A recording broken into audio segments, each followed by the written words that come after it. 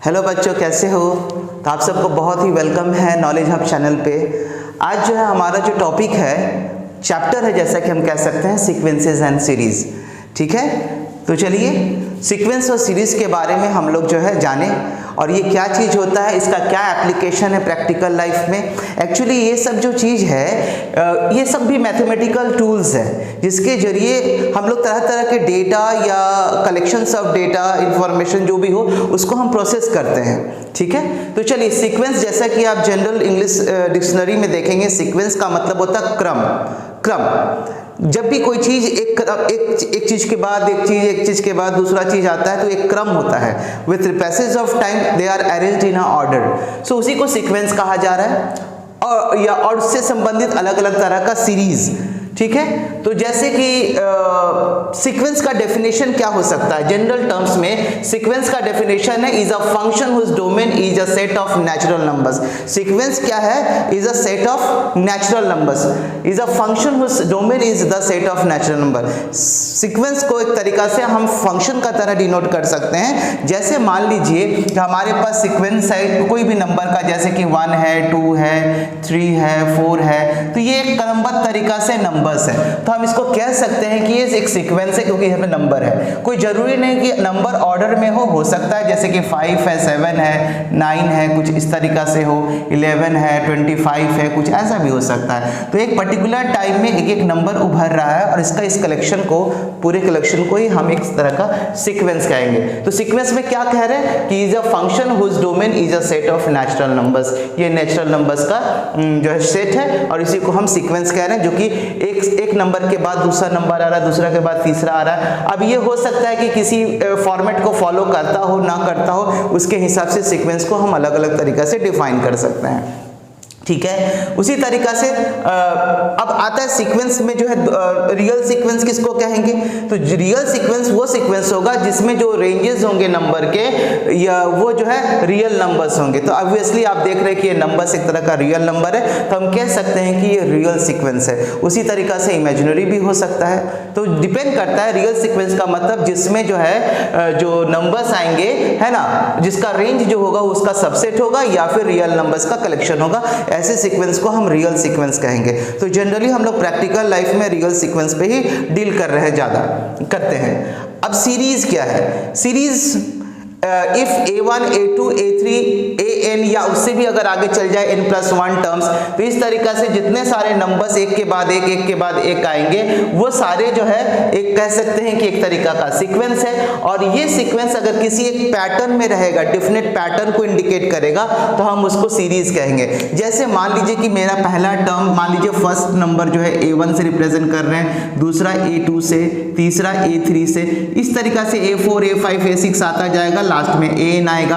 हो सकता है हम इसके आगे भी एक्सटेंड करें, लेकिन हम तब तक समझते हैं कि n नंबर ऑफ टर्म्स है। तो ये जो सबस्क्रिप्ट है, a के साथ 1, a के साथ 2, ये सबस्क्रिप्ट डिफाइन करता है पोजीशन, नंबर के पोजीशन का। जैसे कि ये a1 का सबस्क्रिप्ट 1 ये डिफाइन कर रहा है कि ये नंबर पहले आया, a2 जो है बता रहा है कि ये सेकंड नंबर है, यानी इसका टर्म, ये सेकंड टर्म है, ये थर्ड टर्म है। इस तरीका से ये लास्ट वाला जो फाइनल an लिखा गया है वो बता रहा है कि nth टर्म है, nth टर्म मतलब लास्ट टर्म है। ठीक है, तो जनरली ये जो है सबस्क्रिप्ट जो है अलग अलग जो नंबर्स आए हैं सीरीज में, सीक्वेंस में जो नंबर्स अलग अलग आए हैं, उसका ये पोजीशन इंडिकेट कर रहा है, और उस नंबर को रिप्रेजेंट कर रहे हैं an से, है ना, an से। तो फर्स्ट पोजीशन का नंबर a1, सेकंड पोजीशन का नंबर a2, थर्ड पोजीशन का नंबर a3। अब हो सकता है तो इस तरीका से जब हम इस नंबर्स को, अगर मान लीजिए कि हम क्या कर रहे हैं, अब इसको जो एक a1 plus a2 plus a3 इस तरीका से लिख रहे हैं, डॉट डॉट डॉट an तक लिख रहे हैं, तो ये एक जो है कलेक्शन जो है एक डिफिनेट ऑर्डर में कलेक्शन है, और सबका समेशन अगर हम इंडिकेट कर रहे हैं, तो ये एक तरह का सीरीज बना रहा है। ठीक है, अब ये सीरीज कैसा हो सकता है? अलग अलग प्रकार का सीरीज हो सकता है, AP हो सकता है, अरिथमेटिक प्रोग्रेशन वाला सीरीज हो सकता है, या GP हो सकता है। तो ये जो समेशन है ये एक सीरीज को इंडिकेट कर रहा है कि इस सारे नंबर्स का जो है, सारे डेटा का कलेक्शन का समेशन जो है एक सीरीज को बना रहा है। तो सीरीज क्या है? If A1 A2 A3 up to AN, ये सबको अगर हम कहें कि एक सीक्वेंस है नंबर्स का सीक्वेंस है, और इन सभी को अगर हम सम कर रहे हैं या फिर डिफरेंस निकाल रहे हैं तो कह सकते हैं कि एक तरीका का एक सीरीज को फॉर्म कर रहा है। अब ये सीरीज फाइनाइट सीरीज हो सकता है या इनफाइनाइट सीरीज हो सकता है, तो इसको हम कहेंगे फाइनाइट सीरीज है। क्यों फाइनाइट सीरीज है? क्योंकि हम जानते हैं कि नंबर ऑफ टर्म्स इन्वॉल्व्ड इस सीरीज में जो है n नंबर ऑफ टर्म्स है। लेकिन अगर इसी जगह पर हम ये A1 plus A2 plus A3 dot dot dot dot dot up to A infinity तक कर दें तो हमें नहीं पता कि इसका जो लास्ट एंडिंग कहाँ तक है या कितना नंबर ऑफ टर्म्स हम लेना चाहते हैं, ठीक है ना। ये एक्सटेंड कर रहा है इनफाइनाइट तक, तो हम इस सीरीज को कहेंगे इनफाइनाइट सीरीज है। फाइनाइट सीरीज मतलब जो नंबर इन्वॉल्व्ड है सीक्वेंस में, उस नंबर का एक फाइनाइट कलेक्शन को लेकर के हम ऑपरेशन कर रहे हैं। So that type of series is known as finite series. And now if the numbers are indefinite, means I don't know how much numbers are there, but it is going indefinitely, it is summing up indefinitely or getting subtracted indefinitely. In that case हम कहेंगे कि वो series जो बन रहा है वो एक इनफाइनाइट सीरीज बन रहा है। So यहाँ पर डेफिनेशन में देखिए, a series is a finite or infinite according to as the number of terms in the corresponding sequence.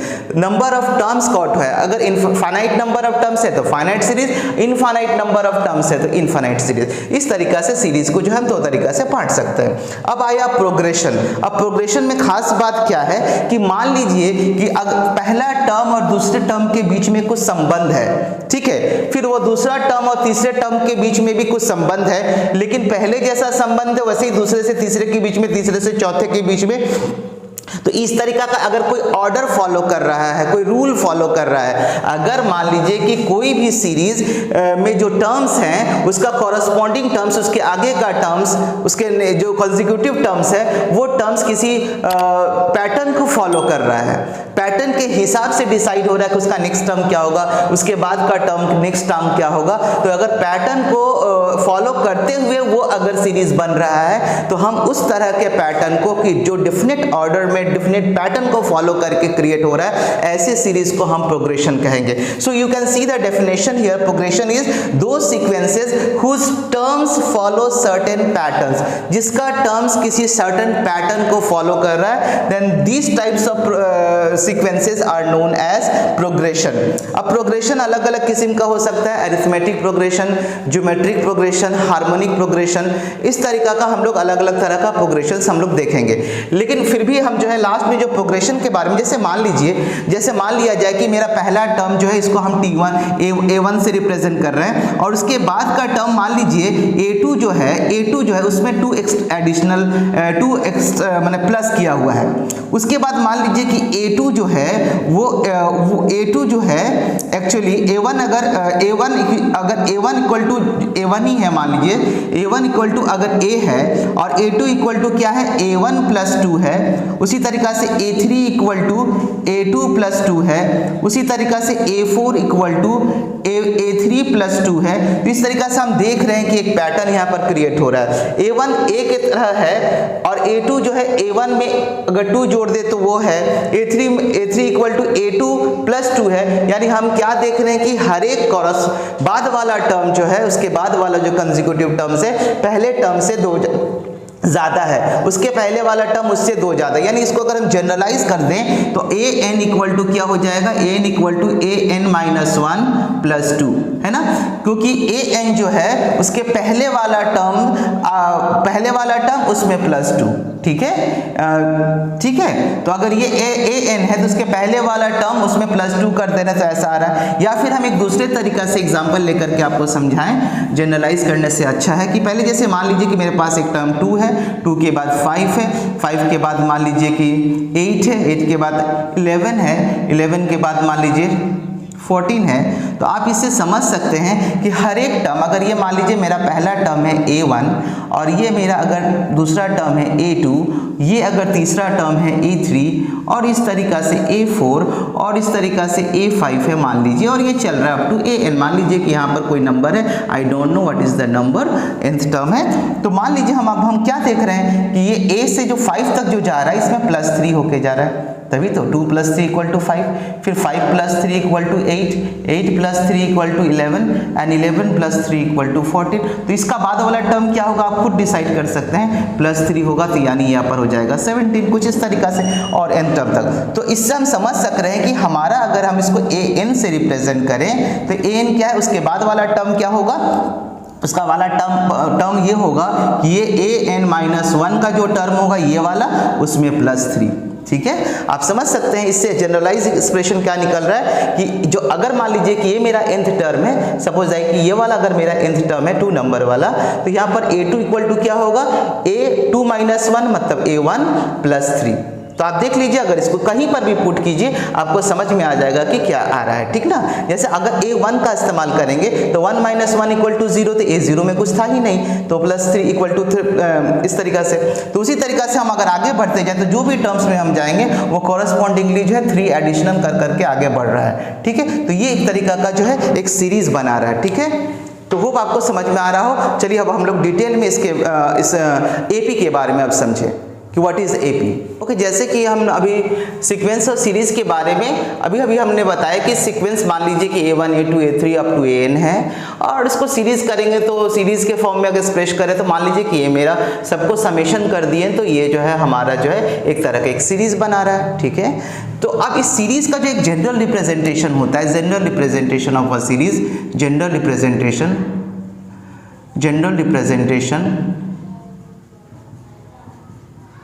Of series, इस सीरीज को अगर हम देखें तो इसको जनरली कैसे रिप्रेजेंट कर सकते हैं। आप तो देख रहे हैं कि हम सबको ऐड कर रहे हैं, सारे जो नंबर्स जो सीक्वेंस में हैं सारे नंबर्स को हम ऐड कर रहे हैं अप टू n टर्म्स तक। तो हम इसको रिप्रेजेंट कर रहे हैं कि ना मेरा जो है k का वैल्यू जो है 1 से लेकर के है ना n equal up to n terms तक है n, यानी ये जो पोजीशन है 1 2 3 4 ये सीरीज शुरू हो रहा है 1 से लेकर के n तक और a सब्सक्रिप्ट के लिख दिए। तो इस सारे चीज को जनरली इस तरीका से भी एक्सप्रेस कर सकते हैं। इसका मतलब जब k का वैल्यू हम रिप्लेस करेंगे, कहां से कहां तक रिप्लेस कर सकते हैं, 1 से लेकर के n तक, है ना, 1 से लेकर के n तक, और सबको क्या करना है, ऐड करना। हर एक टर्म्स जो इससे जनरेट होगा, यानी हर जो नंबर जो सीक्वेंस का जनरेट होगा सारे का समेशन करना, ये इसका नोटेशन है। सब एग्जांपल ले लीजिए, मान लीजिए कि एग्जांपल लेते हैं कि मेरे पास an कुछ इस तरीका से है, जनरल टर्म n, इसको n का तरह भी रिप्रेजेंट कर सकते हैं। तो n इक्वल टू है, मान लीजिए 2n प्लस 5 है, 2n प्लस 5 है, और इससे कहा जाए कि सीरीज जनरेट कीजिए। तो इसका सीरीज कैसे जनरेट होगा, तो हम लोग क्या करेंगे, n के जगह पर 1 2 3 4 ऐसे नेचुरल नंबर्स को रिप्लेस करेंगे। तो जैसे मान लीजिए कि अगर मेरा a1 होता, मतलब फर्स्ट टर्म अगर होता, तो क्या होता है 2 इंटू 1 प्लस 5 यानी हो जाता 2 प्लस 5 यानी हो जाता 7। उसी तरीका से a2 अगर लिखते हैं तो ये क्या हो जाता है 2 इंटू 2 प्लस 5, है ना, तो ये हो जाता 4 प्लस 5 और ये हो जाता 9। उसी तरीका से a3 क्या हो जाता 2 इंटू 3 प्लस 5 यानी हो जाता 6 प्लस 5 और इक्वल टू 11 हो जाता। तो आप देख रहे हैं ना हर एक में क्या हो रहा है, एक पैटर्न जनरेट हो रहा है ना, 7 के बाद 9, 9 के बाद 11, यानी सब में आप देख सकते हैं कि कॉमन जो इसमें जो है डिफरेंस जो है एक तरीका का 2 का डिफरेंस आ रहा है, नहीं। उसी तरीका से अगर हम a4 लेते हैं तो ये हो जाता 2 इंटू 4 प्लस 5 और ये हो जाता आपका 8 प्लस 5 यानी हो जाता 13। तो इस तरीका से जो ये नंबर जनरेट हुआ, ये जो सीक्वेंस जनरेट हुआ, ये सीक्वेंस जो है हम कैसे लिख सकते हैं, सीक्वेंस को हम इस तरीका से लिख सकते हैं 7 9 11 और 13। तो ये एक तरीका का सीक्वेंस जनरेट हुआ है ना, अप टू n टर्म्स जाएंगे तो उस हिसाब से जो आएगा। ठीक है, मान लीजिए कि हमारा n टर्म्स 10 है तो उसके हिसाब से 10 टू जा 20 प्लस 5 तो nth टर्म जो है 25 आता। ठीक है, तो इस तरीका से ये सीक्वेंस हो गया। अब मान लीजिए कि इसका हम समेशन से अगर नोट करते हैं, इस तरीके से समेशन से नोट करते हैं k equal to 1 to n, तो अगर समेशन के साथ नोट करते हैं तो ये हमारा सीरीज बन जाता up to n terms, nth term तक। ठीक है, तो इस तरीका से ये हमारा एक सीरीज बन जाता और इसी सीरीज को हम लोग तो ओके बच्चों, तो अब हम लोग जो है इसके बाद जो है हम लोग अरिथमेटिक प्रोग्रेशन के बारे में डिटेल में इसके नेक्स्ट वीडियो में देखेंगे। तो आप लोग एंजॉय कीजिए और जो है चैनल को सब्सक्राइब और लाइक कीजिए और आगे एपी के लिए तैयार रहिए। इसके बाद के लेक्चर में आप एपी के बारे में समझेंगे।